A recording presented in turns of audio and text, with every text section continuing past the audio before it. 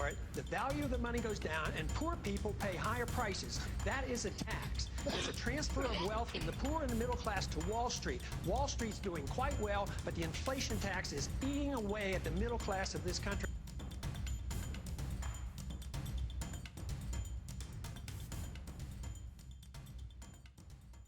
Hey everybody, Josh Sigurdson of World Alternative Media here. Yes, I said World Alternative Media. This is a first report, and I'm here with John Thore from the Economic Truth as well as Freedom Force International. Now, John, can you explain how inflation works and how it regards paper money? Yeah, for sure. Inflation can be explained quite simply, and it's just the expansion of money supply, which means that when the central bank and the government or anybody in the banking system today borrows money, that money doesn't exist, so it suddenly comes into existence. And what happens is whatever that money chooses to go, it could go into an asset like real estate or the stock market, which you've seen now, like you have a lot of that happening, where you're having like this the increase the value of the asset because now there's more supply of the money, and that decreases the value of the money that's there, so now we have higher prices. So it's basically more money chasing the same amount of supply, and then other ways are when you get inflation is when you have money that comes through the central banks and through especially through government borrowing money. Like today we have a system where the government needs money. Well, what they do is they issue what's called bonds, and when they issue these bonds, what they do is they take these bonds, give it to the central bank. The central bank takes their bank account. It's not really a bank account because it has zero amounts of dollars in it. But what they do is they take this magic bank account and then they give money back to the government to spend on different things, like all their unfunded liabilities that they have in the United States, for example, that they can't get enough taxpayers' money on, so they got to go into debt. And this is what happens. It's quite simple, and then as people, generally some of this money will trickle into the general supply of money, where we see increases in food and other commodity prices. For us people, we're not talking about the future exchange that we hear the numbers from every day, which is just paper contracts moving up and down. And the paper money is a technical IOU note, and in the United States, for example, I think they only print out 3% of the actual money. The rest is all digital, and it's manipulated, and it always brings me back to the hyperinflation of Germany in 1921, but there's more to it than that. There's many other countries that have also gone through similar issues. So you have this currency album here. Could you show us a bit about inflation over history and how it's affected different countries and how it might affect us in the long run? Well, first, let's start with we're gonna go back to the United States, I think. After first, we're gonna go through a little bit of a history of today's monetary system. This is hyperinflation that happened in Greece. And what happened in Greece, you can see here, this money here is from the 1940s. So this was the drachma, like the Greek drachma at the time. But what happened with the Greek drachma is over time, as the Greeks got into the war, the Second World War, they had to print money in order to get military equipment and so on. And that's one of the times when you actually can hit a hyperinflation and a high inflationary era is when government has to spend in order to gain military force. So what they did is, this is actually it doesn't look like it. It looks like a 2,000 drachma bill, but it's actually 2 billion drachma bill. And this is from 1944, as you can see right here. So it's pretty interesting. So that's one of the instances where you actually have inflation is throughout the war era. A lot of currencies are pre or after war, because what happens after war, they get rid of this currency that they printed into nothing while your savings got destroyed. And then they put in place a new currency that you can redeem your old currency with. which is like sometimes an example of the Bulgarian leva in 1986 was they devalued their currency 1 to 200 units. So if you, let's say you had 100 million, just 100,000 drachma in your bank account. Well, that was actually worth something, like quite a bit at one point. But what happened is, what they took is they, if you had 100,000 drachma bill, let's say that, and then they took, you give them that, it was worth quite a bit of money. Like you can purchase a whole bunch of things, a house, or whatever you wanted with it. But what happened over time is they chose to put in this new currency, and then they devalued the old. So now what would happen is actually your money becomes devalued. Like that 100,000 might have bought you a house at one point, but now it's only buying you, let's say with the new currency, it'll buy you only a quarter of what you're getting, which is not even close to what that Bulgarian leva in the 80s was. Yeah, sure. But that has happened throughout history in a lot of countries. But this is just like one of the very small examples. This is not one of the big ones. This is just like one of the events. Well, and you have somewhere you could see the transformation of the money over time from, say, equivalent to $5 to all the way up to $5 trillion due to an incredible amount of inflation. So right here you have... Now we're going to talk a little bit about one of the most well-known hyperinflations, which was the German Weimar Republic inflation. And what happened there was, it wasn't so much like war or anything, but what happened there was mainly it was the increase in salaries actually for people all the time. They always increased the salary of people up to 2 to 5% every year. Oh wow! And especially for government employees, they got like the good, good amount. Like the private sector didn't get like nearly as much raise, and we have the same here. Like we have a higher paid public sector than we have the private sector, right? Doing the same amount of work. But what happened there is they were raising it so rapidly and so high, and actually one country that comes into mind when it goes about raising salaries is actually my own country, Norway. Norway has a very high inflation compared to Canada. Like we have 6.5 kroners on my currency actually buys one of the Canadian, which means that there is a very much higher inflation in Norway than there is in Canada. Wow. So, but the Weimar Republic, what happened, like over time, like they started raising the pays, and people, like they started saving in, like the money, of course, that the government issues, which is the fiat. Like you have to use this money. That's the law, right? Like that's what calls this all, like all the things that we're seeing now, like the currencies are fiat currencies. Right. So this one here is actually from the Weimar Republic, and you can see this is from 1920, and this is just a 10 Reichsmark note, and this is from February 1920. And also, like they had lower other denominations that they had. This is from 1918. But that was the lower denomination, so I don't have a very good set of these yet. Actually, if you want to see some real good information about the Weimar Republic information, I highly recommend you look up Mike Maloney. Okay. And he has one of his Hidden Secrets of Money series. He actually goes to the German Bundesbank, and they have like all the currency there. Like it's pretty amazing what he goes over. But there you can see like all the denomination, and you can see like how like the inflation raises every year by like they're issuing new like higher and higher denominations of currency. So this is the first one. This is 10 and 20 Reichsmarks, and now like we're only 3 years away from this. Was February in 1920, and now we're in February. So this is only 3 years later, and now you've seen like.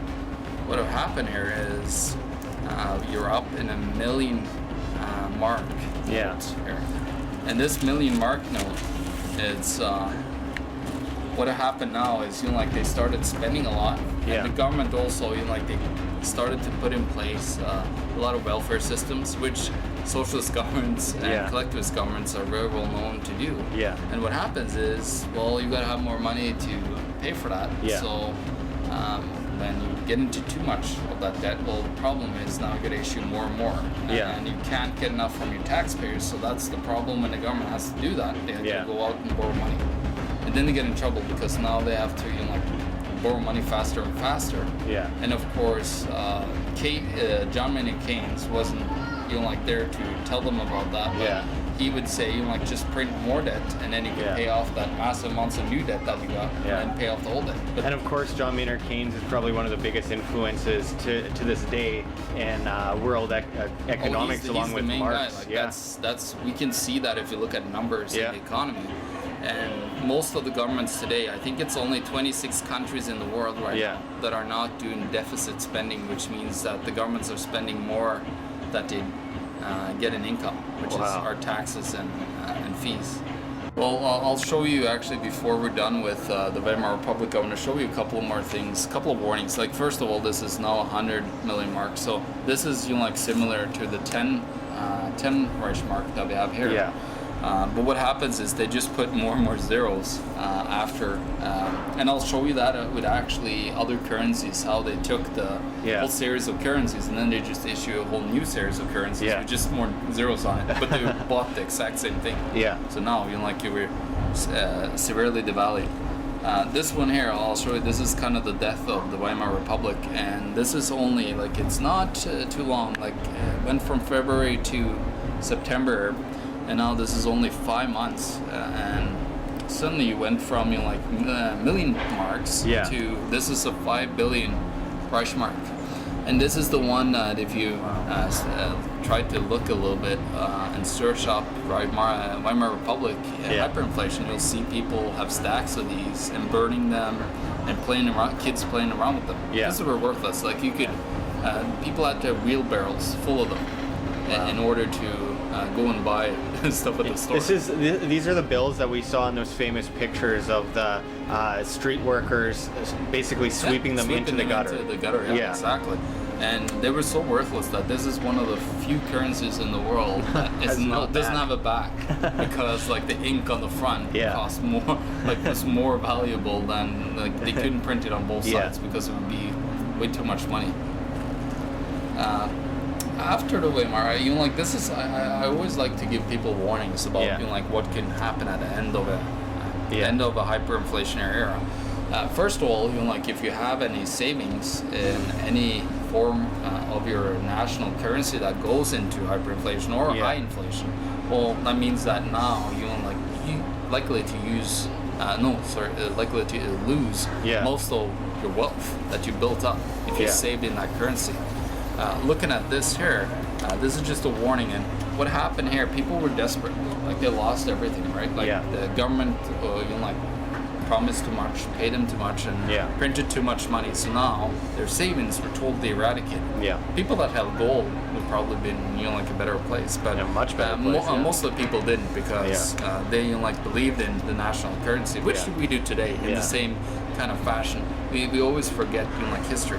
What was interesting though is through democracy, a guy called Adolf Hitler got in power. And that was because he was promising a whole bunch of things to the people. Well, look at how politicians get into power today through democracy. They just promise you a whole bunch of things. Who knows if that politician is a real villain? For sure. So, but what happened is during the hyperinflationary era, I'll talk quickly about that. Before I go on to Hitler, but during the hyperinflationary era, actually local currencies popped up all over the place, and people tried to print them in order to sustain actually value in their local communities. Ooh, pretty. So you can see this is actually 25 Pfennig, which was the cent denomination at the time, but you can see very low denominations compared to the 100 and the 5 billion, and they were issued around kind of similar time points.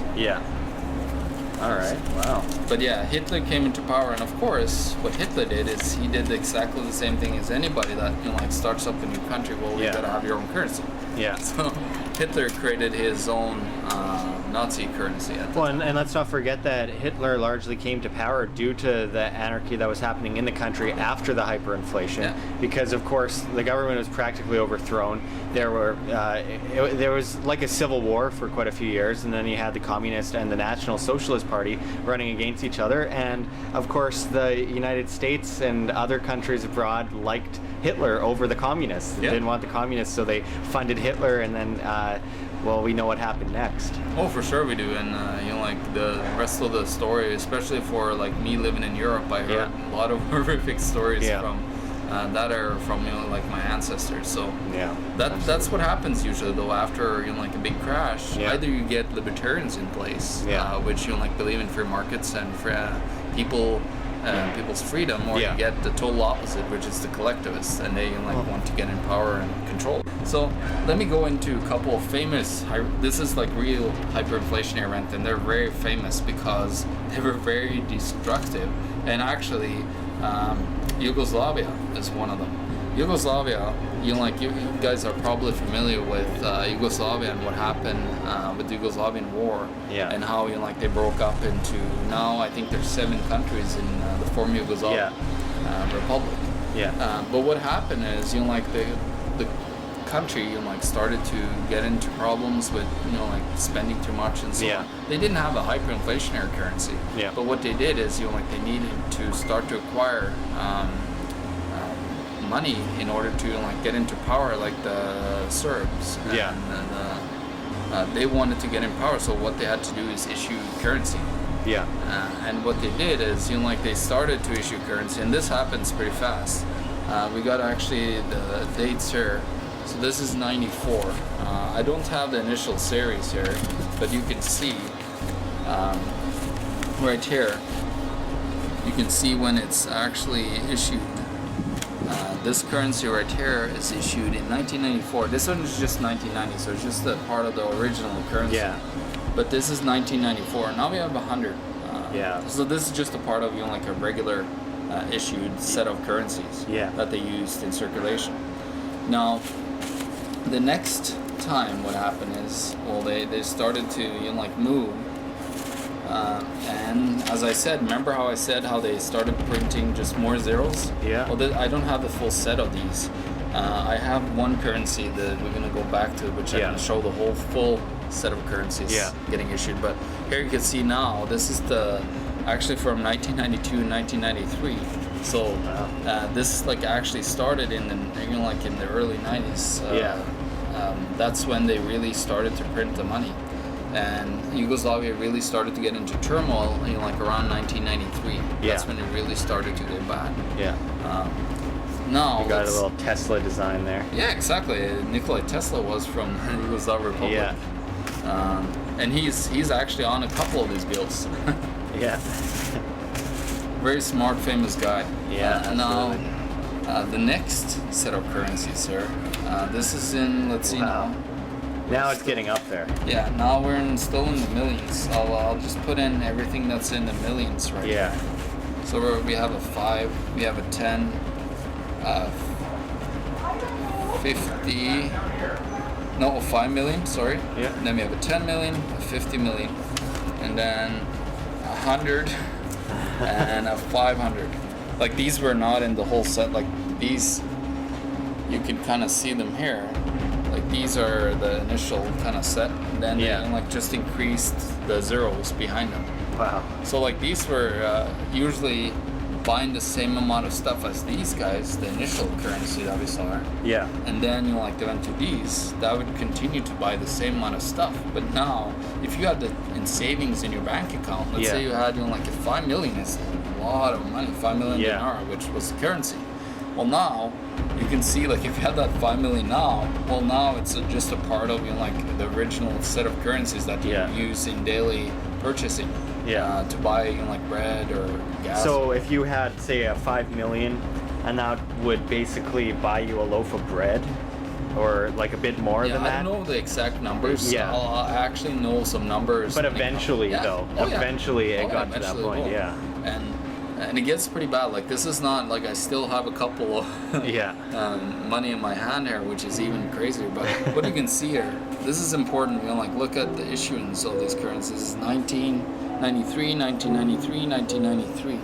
So this happened pretty fast. Pretty fast, yeah, no kidding. Not much time for preparation. And people, what starts happening is, you know, like, this is just not just government printing money. Yeah. It's actually when people stop believing in using that currency, well, suddenly the government doesn't have any income. Yeah. First of all, in their fiat currency, so they have to print money in order to sustain themselves, right? Yeah. So what happened is, you know, like, they get desperate and they start printing more and more. So now we're actually in the billions in the Yugoslavian currency, and you can still see we're in 1993.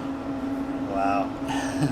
So this is, you know, like, kind of the end of the hyperinflationary era. And, you know, like, funny enough, let's have a look here, because remember we saw the $1,000 bill? Like, these are the same bills.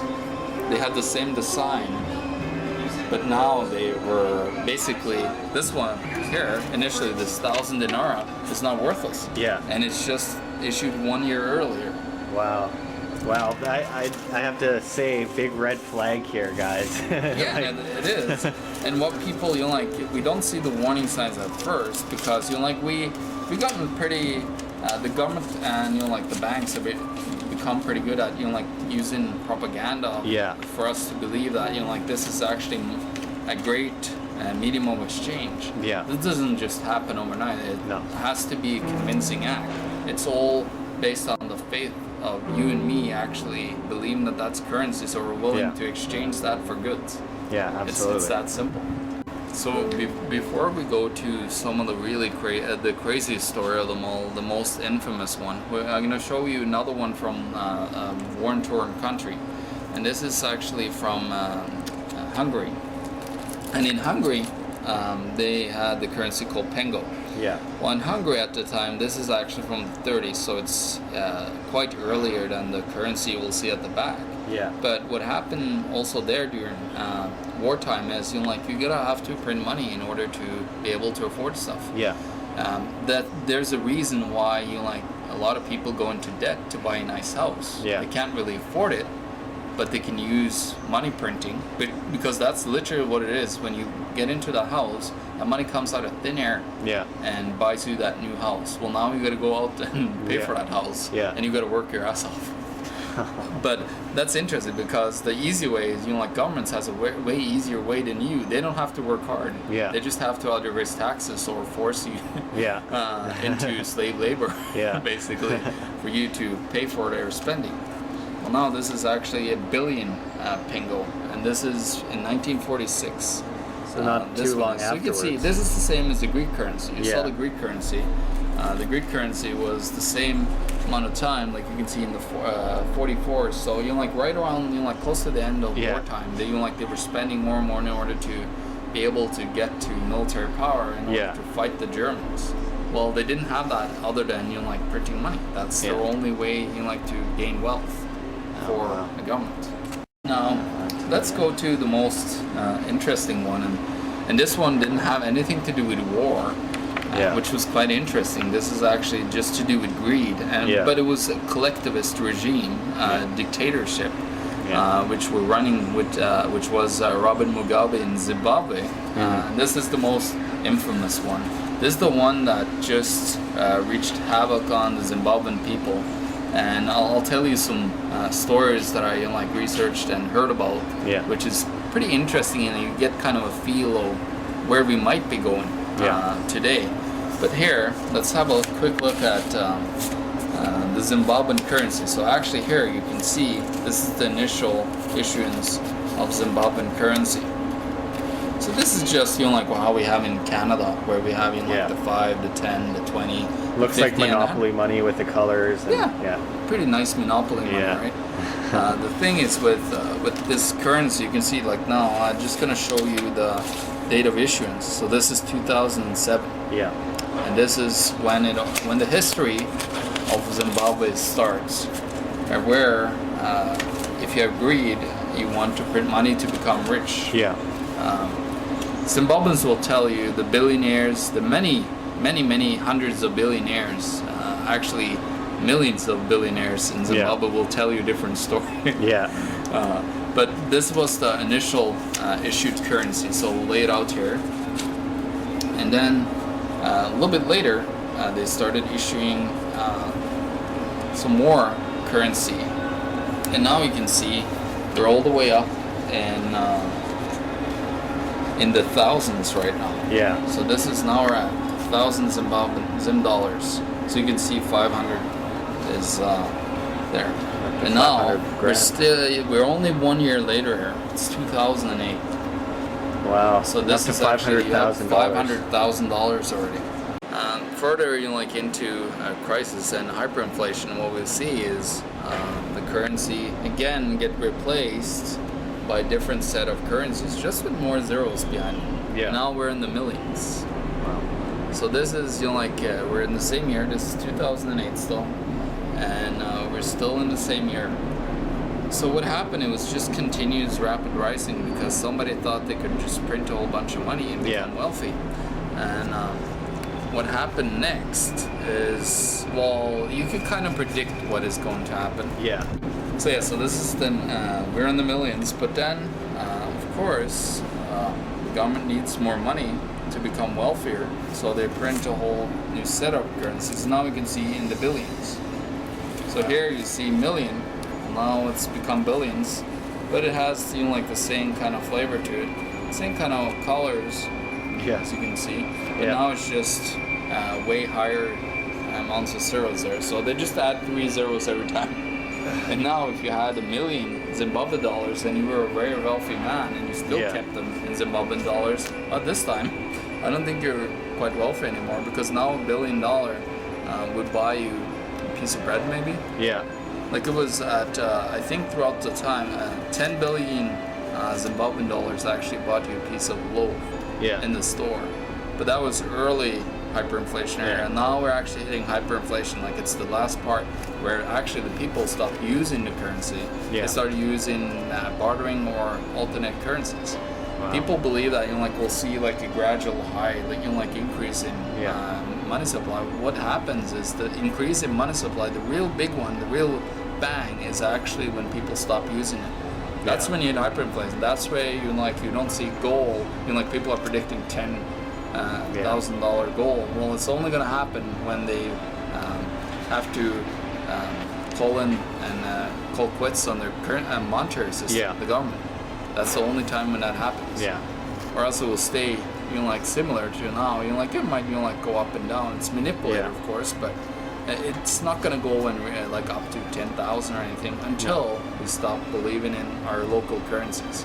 It's up to us to actually understand that we're getting screwed and actually step in. And when we step in and say we're not going to accept the Canadian dollar, the US dollar, the Norwegian krona, that's when it actually starts to hit high inflation, because now the government has to print money in order to, because they can't get the taxes in. So we were talking about how Zimbabwe is in any hyperinflationary era, what they do is they just add zeros at the end in order to create more money. And what happened here, this is basically the same as the other currencies that we saw, but now we're at the end of the Zimbabwean dollar hyperinflation. Actually, hyperinflation, I don't remember the exact number, but I think it was 29 billion% or something. It's an insane amount of percentage that in loss in purchasing power over the whole hyperinflationary era. But here you can see now we're in the billions, and it's same, same year. It took only a year for people to lose their faith. Talking about that, the most important part of that was when people actually stopped using the currency, and Zimbabweans went to barter. Actually, when this one here got issued, this is an interesting story. The $100 trillion bill, when this got issued, 2 of them would buy you a 24-pack of beer in Zimbabwe. But 3 weeks later, suddenly, 2 of these, actually we got 2 of these. So $200 trillion used to buy you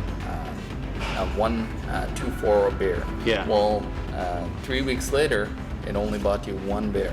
So think about how fast that hyperinflation. It was so bad that when people were shopping, numbers changed as they were shopping. Yeah. So, just went up. Yeah, it was insane. And people, like, were carrying wheelbarrows, or they had big like bags or whatever with them with tons. Yeah. So like they just had like literally what they did is they actually started weighing the currency. Yeah. In like grams, because it was easier to weigh it than count it. So like that's how insane like the hyperinflation era comes in. Like Zimbabweans, they stopped using it and they started using what have happened every single time when a currency fails. Yeah. People start to using commodities to trade with each other. Bartering, or they start using, actually in Zimbabwe they tried to use gold and silver, but that got shut down pretty quick by the government. But then they actually started using gasoline.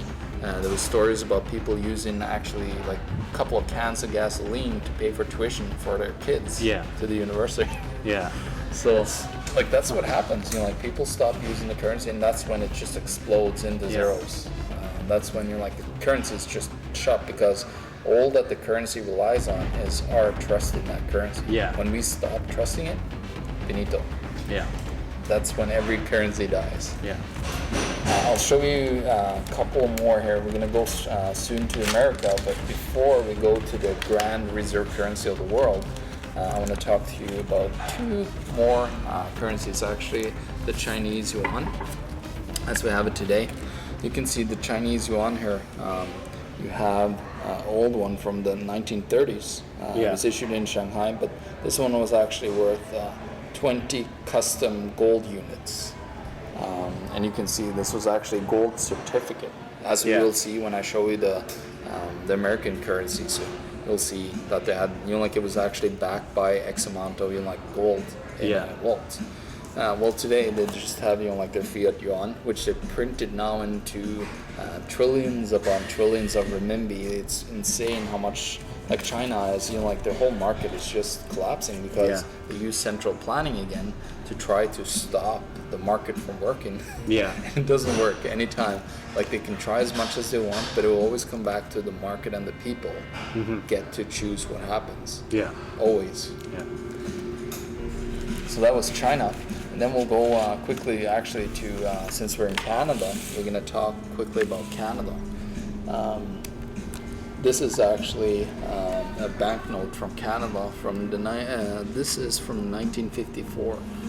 Actually, the Bank of Canada, I like to talk about it because it's interesting. It's actually probably owned by the taxpayers of Canada. Yeah. And there's a reason, for example, why in 1971, when government actually stopped borrowing money from the central bank because they needed to go to Keynesian economics, they went to the big banks. Instead of the Federal Reserve actually privately owned, they actually went around it by going to private banks, privately owned banks in Canada. Yeah. So they couldn't use the central bank to do it, because then we, the taxpayers, can actually rise up and say, like, stop it, this is our bank. Yeah. You can't do it. Yeah. And that's what we've seen. There's a lawsuit actually going on right now. Comer versus the Bank of Canada. Yeah, exactly. So you see, like, we're still working on, like, fighting the remnants of, like, how the government screwed the Canadian people over. Yeah, well, I mean, we are the only country, I believe, in all the G8 countries that, by its declaration, our Bank of Canada is supposed to be a public bank, but it, of course, is private, just like the not so federal Reserve in the United States is private. And how does that play into it, though? I mean, when it comes to inflation and printing money out of thin air, what does that bring into the story when we know that the banks are privately owned? Well, like, first of all, the banks, like, throughout history, any banks, there's been a lot of private banks that have issued their currency. We're actually going to look at some right away. Yeah. They issued their own currency. It's not like that. The problem is the paper issue of the currency. When you issue paper without backing it by anything, well, you could issue as much as you want. Yeah. Actually, the Prime Minister of Singapore said it the best in a movie that everybody should watch. It's called Inside Job. Yeah. It's a documentary about the 2008 crash. Yeah. And what happened there, he actually says, like, if you give anybody the power to print money, it's very hard to resist, he said. Yeah. And then he was smiling because he's doing the exact same himself that very in Singapore. Thing, So, but that's what happened. So this is actually why I like to talk about Canada, because our bank is actually, if we wanted to become public again. Yeah. problem with, like any fiat currency, they actually had this in the United States back when the founding fathers tried to put it in. They actually tried to limit the supply and keep, like the currency by the people actually monitoring it, enforcing it. It took 35 years. It actually worked, but then somebody colluded and got into government and pushed it away, and then like they started printing money. Because as like the Singapore Prime Minister said, it's very hard to resist. Of course. Temptation. Okay, so let's quickly go to Canadian, like the oldest form of inflation, which is debasing the content of metal in a currency. I always like to talk about Canada because that's the easiest money I was able to get a hold of since we live here in Canada. These are actually $2 coins. This one here is $1 and this one is $1. They're only 10 years apart. This one is from 71, this one is from 1962. You can see there's a huge difference in the two in size, a little bit, and then also like the looks of it. This one looks a little bit more paler, and this one looks very shiny. This one here I actually bought at a coin store, and they were laughing when I asked about it. It was a numismatic store, so like can I get like a $1 coin from Canada that is like not past 67? And then they were starting to laugh at me, like, we can give you one. It's like not going to even cost you $1. So it's 0.78 cents. I bought $1 for it. Think about that. Oh, wow. So like it might have a tiny little bit of value, but the content in this one is not even worth maybe like 15-30 cents at the most. When it comes to this one, so this is how old currencies worked. After they had a fiat currency system, they went back to what's called a precious metal system, where they actually had coinage issued in monetary gold and silver coins. And this one here has 90% silver in it. So in today's price, you're probably looking at about $12. This one here. This one is 78 cents. So if you saved, like your Canadian dollars, in like at home, for example, well now over time, if you saved when you had in the 60s those dollars, well those dollars are worth way more than that 78. This one actually lost value. So you had about almost 25% loss in your investment. If you had the $1. Well, if you kept these guys, you would have a massive gain of at least how much is 10 times now? That'd be 1,000% plus. You actually gain by saving in Canadian dollars if you save in the precious metal. Let's talk quickly about the penny. So pre-1996 pennies, they actually had 95% copper in them. The pennies that we actually got rid of just recently in Canada, they had 2.5%. Mostly it was tin and steel. Tin and steel. And like they actually have in the United States right now, they're having a new monetary act that they're trying to push through to just issue steel coins. Because you see, like, what is the least, like, how can you go to the least amount valuable metal right now? Because they're debased it for so many times that they don't really have too much metals left to choose from. Give people 2 cents and tell them it's $1. Of course. And that's, like, this is the oldest game in the book. Like, this happened, like, 400 BC was the first, like, written down incident of debasing, which was the Greek Empire. Then, of course, the infamous Roman Empire learned from them and did the same thing again. So, like, this is kind of the first thing that happens when a country issues coins in the precious metals. They start to, like, to put in lesser and lesser metals so they could issue more and more money. And just the government, it becomes fiat, right? Because it tells you use those coins, but you can't. Like you wanted to like have coins that kept value. Well, this one kept its value. This one actually lost a little bit. All right. So let's go back to the last kind of piece in the puzzle, and like that's going back to like the whole system that backs our currencies today, which is the global dollar currency standard. Like the newspaper kind of issue, like the country or the states or whatever, has been around for about 265 or something years.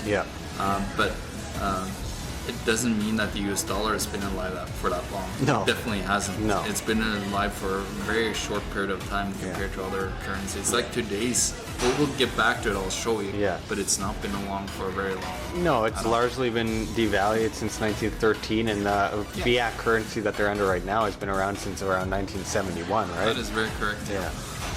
Let's go to like the first. Actually, one of the main reasons why people came to the United States was because they wanted to get away from the Bank of England. Yeah. Which was like a centrally planned like central bank that was ravaging and destroying like countries and people. Yeah. How ironic history plays itself out. Yeah, like people wanted to get away from them, but the interesting thing is like today, well, they're the cesspit of central banking in the world, really. United States. So they tried to get away from it, the founding fathers, but then like we were stupid enough to let the same like controlling cartel take over again. Well, we had Alexander Hamilton in the United States. He was one Yankee that signed the Declaration of Independence and petitioned Washington to create the first central bank in the United States, I believe in the early 1790s. Yeah, it didn't last very long. I think it was either 20 years. I think it was 20 years.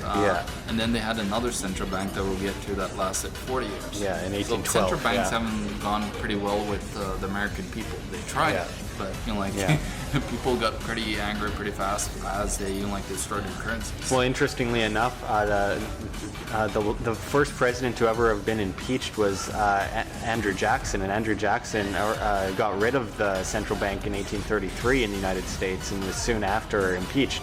Now, he did a lot of pretty evil things to Native Americans, I'll definitely agree to that, but he certainly knew what he was talking about when it came to economics, and he was the last great president to actually spearhead that issue and allow markets to be freed and manage themselves based on the demand of the people.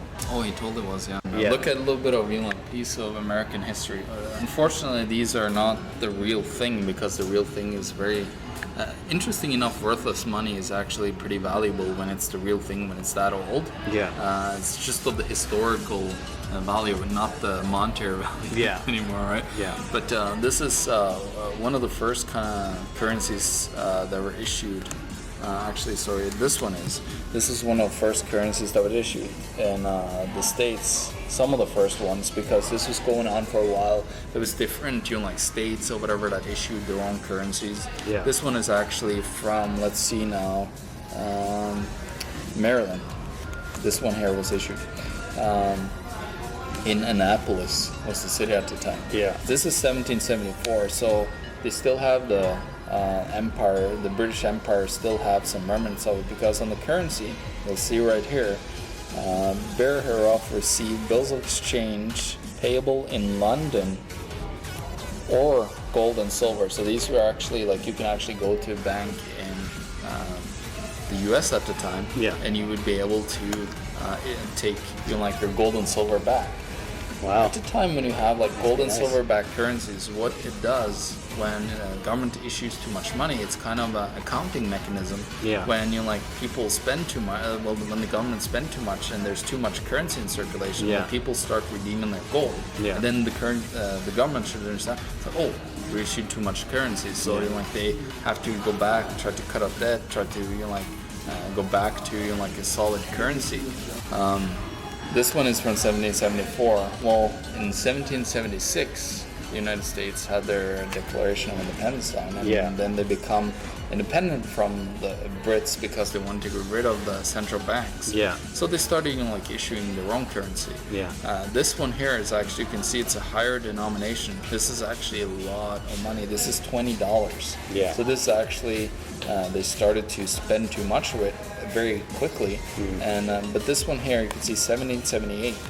And this one here is actually the United States. You can actually see it says the United States on top of very fine writing.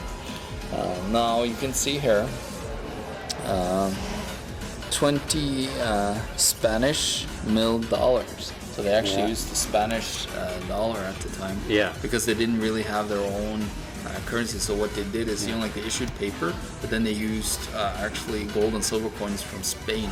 that they used at the time. Well, and why didn't they just basically barter and trade without any certain currency? Why do they need a certain currency?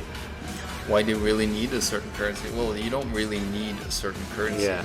Like, what you really need to do is you got to make up your mind what kind of medium or exchange do you want, because like if you want to trade and like have kind of an economy where people share with each other, you're gonna have some kind of medium or exchange. Yeah. So it doesn't necessarily have to be this paper or anything. Well, as you can see, it's repayable in gold or silver. Yeah. You can exchange it, but even with that, there are a lot of problems that come up. For example, a bank issues far more IOU notes than they have gold, and then you end up with almost close to the same problem you have with... I actually like to talk about an example today, which we have too much IOUs, and it's called ETFs. Yeah.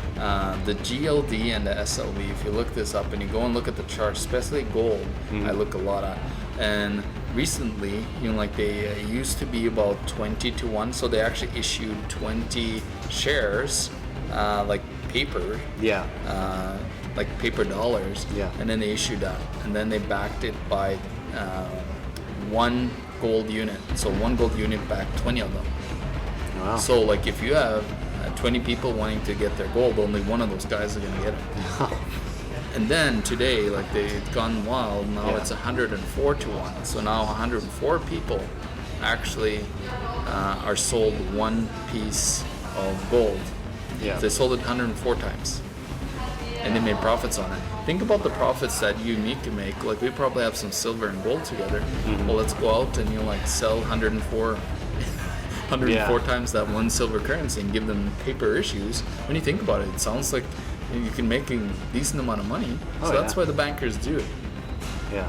So that's the problem. As it's very tempting to issue way more than what you had, and that's what we'll get back to how it destroyed the U.S. currency, the modern U.S. currency, as they have today. So after this, it took a while, and then they went to off a gold standard because they printed too much money. So now they went for fiat. This is only 2 years later. And this is 1780. This is actually the first U.S. Currency that's the same as the U.S. currency today. Yeah. This one is actually backed a little bit by some silver, by some money, which is actually silver species. So it has a tiny little bit of redeemability in precious metal, but not in gold anymore. Gold disappeared from the backing of the currency. Yeah. But here you can actually see 1,708 year fix with inherent in-like money. So now it's in-like money. Talk in-like, it's not gold and silver, it's just in-like money at the rate of 5% per annum. So this is actually a bond. This is a bond right here. Wow. How the government borrows money today. Well, they issue a bond, and then you get an interest rate. You as the bondholder. So this was actually what it did. Wow. This is almost like a bond, but they issued this currency, and you can see gold and silver. Voila, it's gone. Yeah.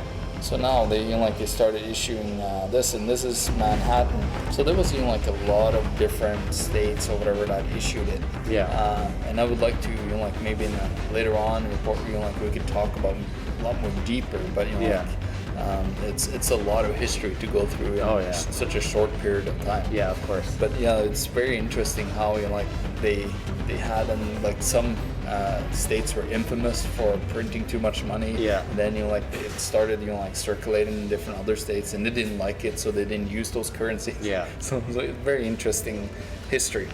And then of course we come to the Civil War era.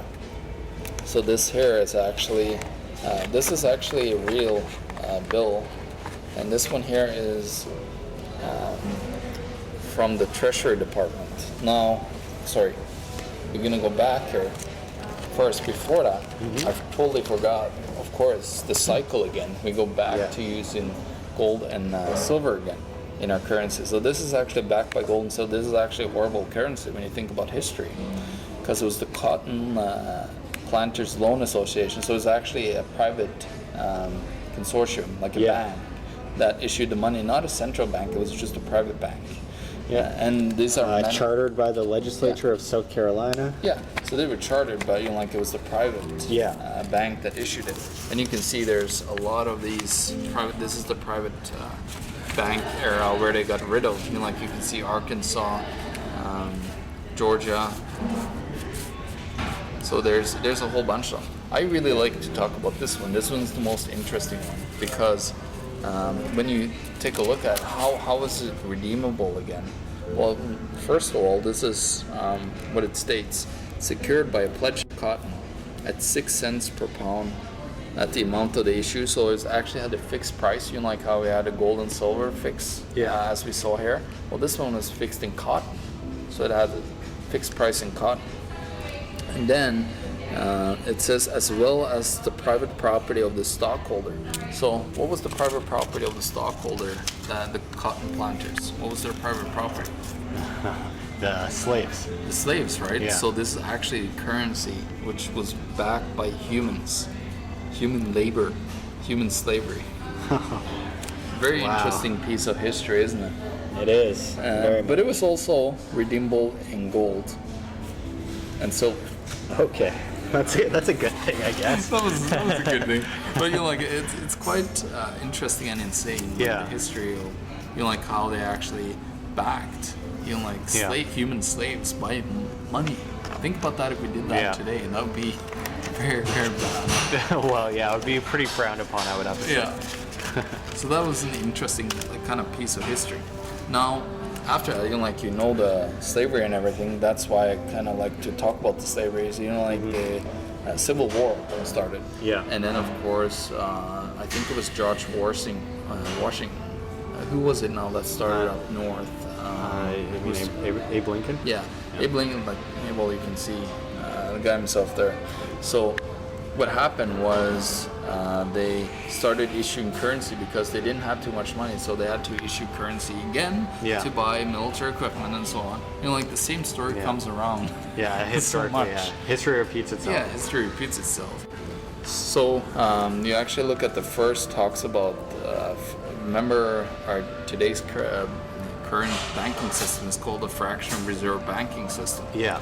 And it's based upon X amount, it's backed or whatever, but or X amount in the bank. But this one is actually called the United States fractional currency. So it's kind of the first mention of it. It wasn't kind of a fractional currency per se, but that's the way it was talked about. Yeah. So that was the first mention on that. So that was the Civil War, and that currency was not backed by anything, and it faltered again.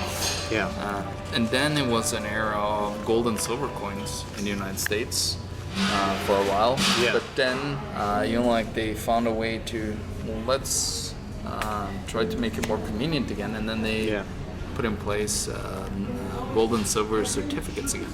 Remember how they were redeemable back in time? Well, now they became redeemable again, and they started using it because people feel it's a lot more easier to use paper than a whole bunch of coins. It was just an ease of use that made people always go back to using paper again. Yeah, because it's so easy.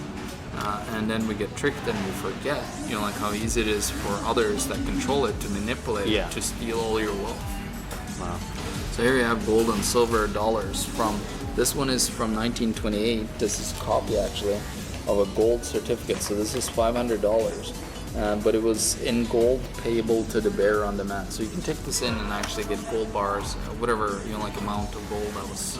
Okay. And then of course, until 1971, they issued what was called the silver certificate as well, which was lower denomination. So this is just the $1, but it was payable in silver, payable to the bearer on demand.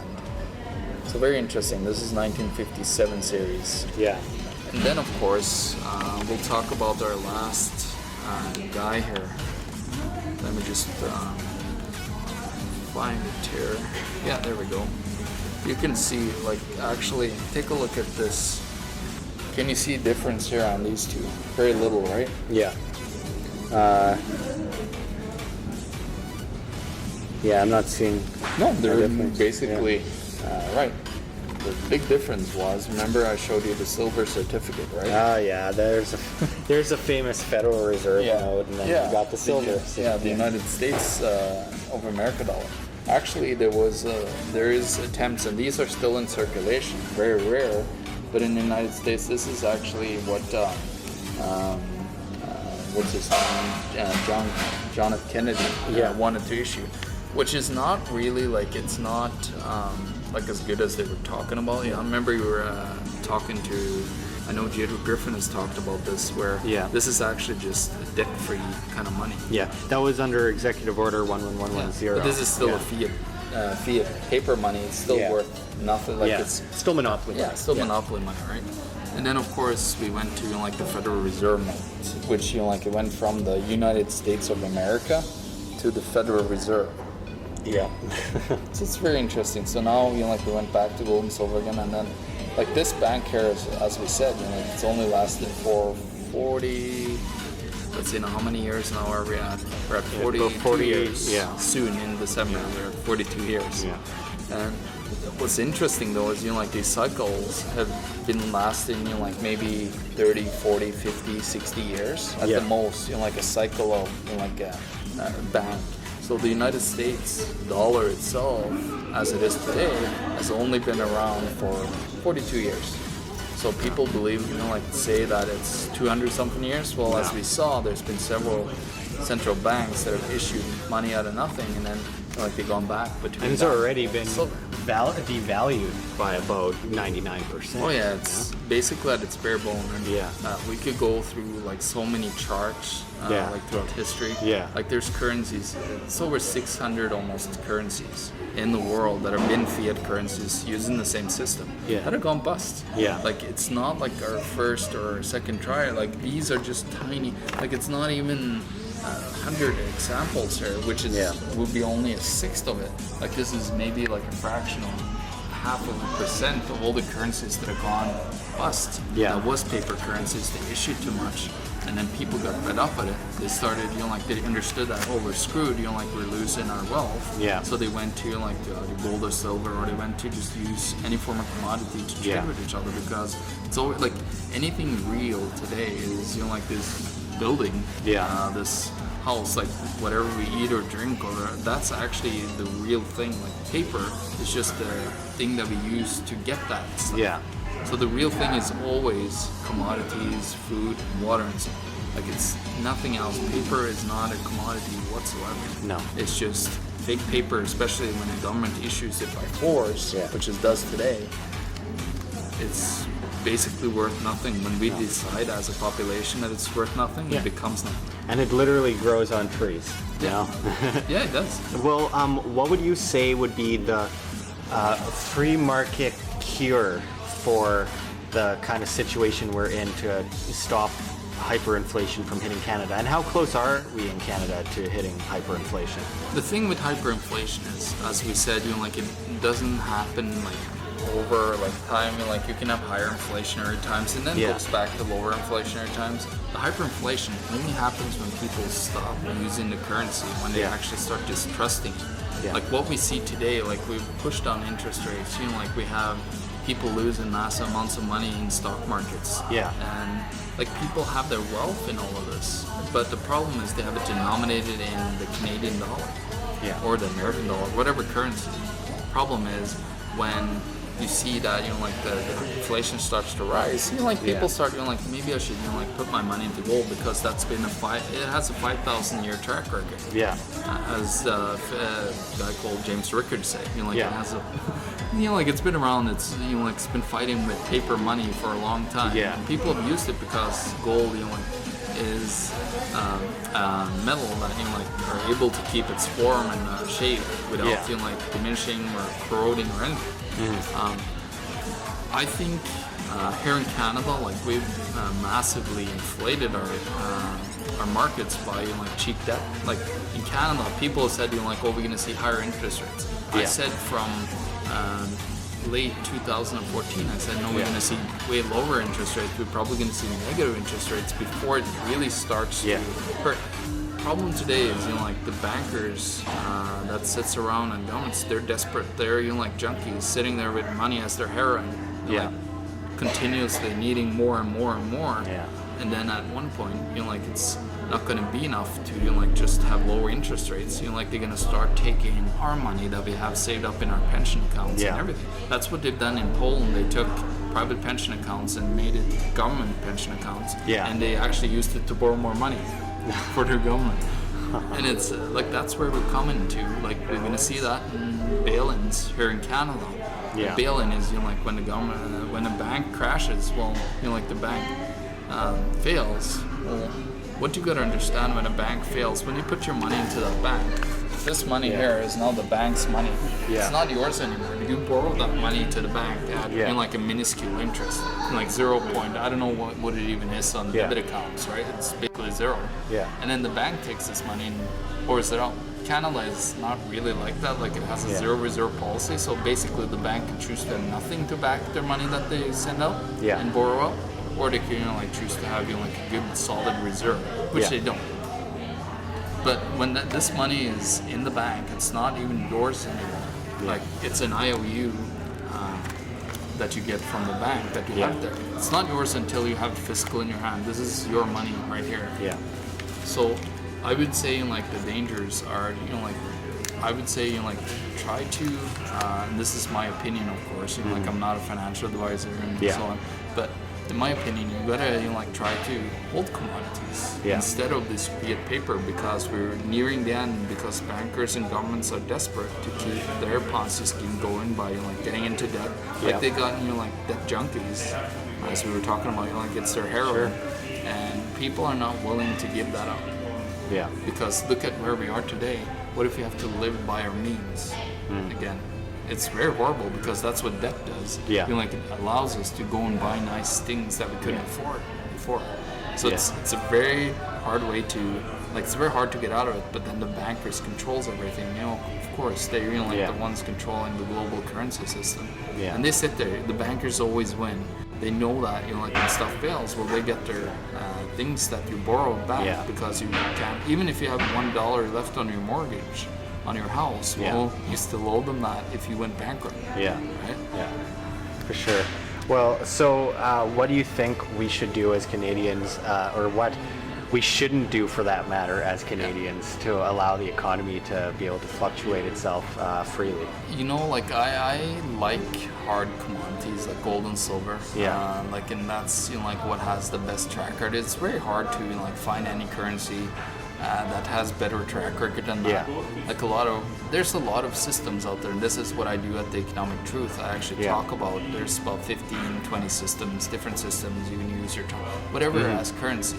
But I think what Canadians need to do is they need to understand that they're getting screwed by their government issuing this currency and stand up against them, and we'll have that hyperinflation, and then, you know, like we'll wash away that, and we'll have to try to rebuild something where actually we are in control of the system, not, you know, like the big bankers or the elite that loves to have the control over us. Yeah. You know, like we're not, you know, like it feels kind of good right now, but we still have those elites, you know, like back from the, you know, like the 1600s. They're still there. Oh, they just, you know, like are not called royals anymore. They're called, you know, like the big monopoly corporations that are gathering from the system. Yeah, and we still have the Rothschilds hanging around after all these years. Yeah, exactly. So, but they, you know, like they just gather wealth, because in a monetary system with money, it would always happen that, you know, like more people gather more wealth than others. But if you can issue that currency, of course they would, you know, even get greater amount. The middle class is dead, like it's gonna die,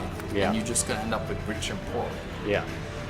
And that's how it is, like today's system. So I would say, you know, like try to at least work out a way to keep something in safety. I call it like gold and silver. I call it an insurance for your wealth. Yeah. Because if you, like, you have a falter in the Canadian dollar or any currency, what happens is, you know, like gold and silver are just erasing value, and that would be the money that you use to buy things and so on. And also, of course, today, I think if you have like a short period of turmoil, like could be a week, could be a year, you know, like you need to have some food maybe, or have some like have something to back you up, because like in a modern society today, well, we only have about 3 days of food supply.